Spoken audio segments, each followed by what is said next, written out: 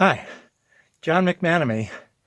I've been hiking around very lazily on what they call the Lower Cahab, I think that's what they call it, trail in Capitol Reef National Park.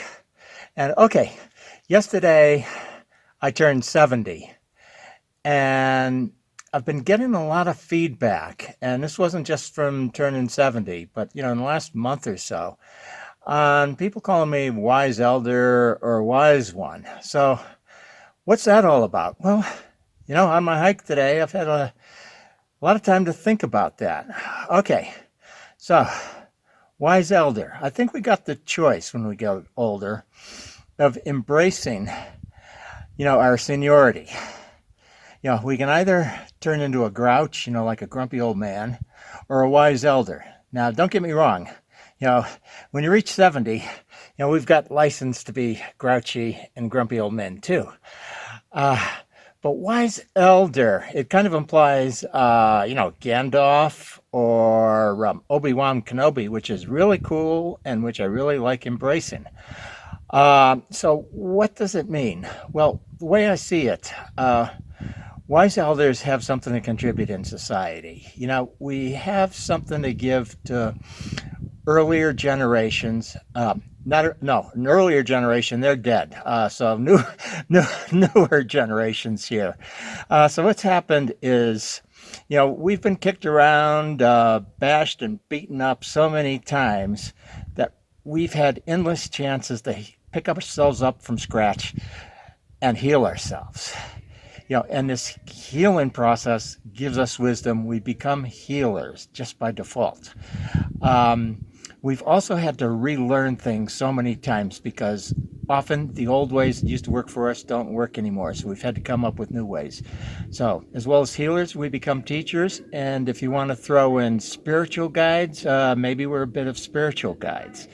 And I believe we have common cause with a lot of the younger generation. You know, in their 20s, their 40s, whatever. These are trying times. We need all of us working together. So I'll leave it at that for now. Okay, John McManamy. I'm a bit further up the trail here, and I've had a bit more time to ponder on what this Wise Elder business is all about. So I see it as a new stage in transitioning into happiness, into acceptance. I've accepted a lot of things in life, and rather than just being a rigid old fart, I've become open, go with the flow. And this puts me in a position to just be far more comfortable around people. In other words, I'm not an old geezer saying, well, back in my days, sonny boy, we had to walk to school both ways in the snow, uphill both ways, blah, blah, blah, blah, blah, blah, blah. No, we've been through so much healing and learning and relearning that our minds are actually more flexible. And mind you, wise elders just aren't confined to people with gray beards. You can be in your 30s and have acquired white elder wisdom. Elder wisdom is, really highly respected if the person's got elder wisdom. Just being an elder isn't going to cut it. It's got to be a wise elder, and you can be 30 and be a wise elder, okay? What else? If you're old and and you embrace being around young people of middle age, because you find stuff in common with them. You've got things to share with them. So, does this mean we should be isolating ourselves in retirement communities? Well, I'm kind of against that. We got to be out in the world. Otherwise, all our wisdom is wasted. And I'm not knocking people who live in retirement communities, mind you, but we got a lot of problems to solve in this world, and we need 3 and 4 generations working together on this, all kind of yoked together, offering our unique vantage points. From the youth, we get idealism and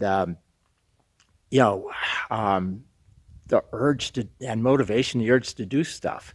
Middle-aged people, they know how to work things, they know how to run things. And the wise elder, we've got the long view of stuff. We can see um, encapsulate like 50 years of history, churn it, rework it, process it, put it through the meat grinder, and shape it again into some kind of wisdom that other generations can understand. So why don't we leave it at that for now? You know, I can do a lot more talking on this when I've had a few more walks and some more chance to reflect on it. So this is John McManamy at Capitol Reef National Park, and these are my road stories.